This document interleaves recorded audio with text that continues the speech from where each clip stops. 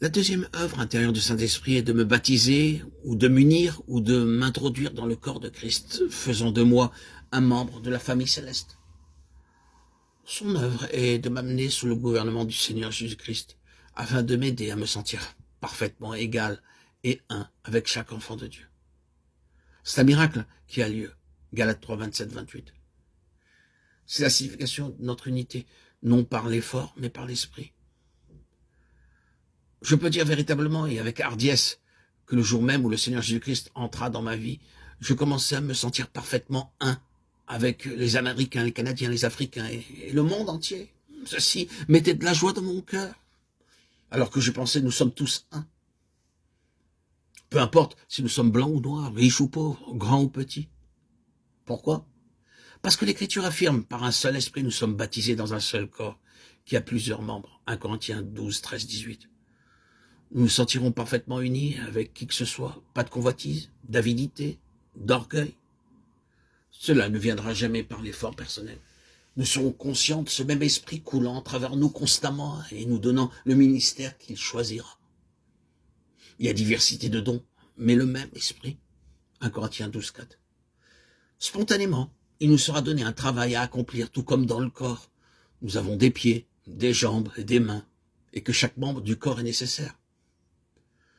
Par exemple, derrière l'oreille se trouvent de petites glandes très petites et informes.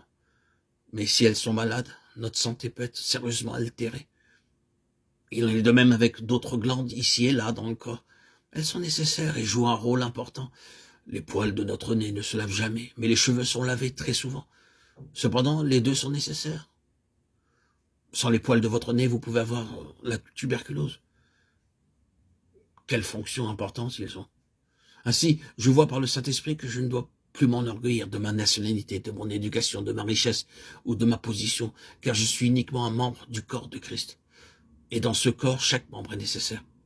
Je connais mon travail. Ce que vous pouvez faire, je ne peux pas le faire. Ce que je fais, vous ne pouvez le faire. Et tous ensemble, réunis, nous formons un corps en bonne santé. C'est pourquoi nous nous sentons parfaitement un avec chaque enfant de Dieu. Mais il y a de la joie dans notre communion, où que nous allions. Ainsi, lorsque je parcours le monde, je ne demande pas qui vous êtes, ce que vous êtes.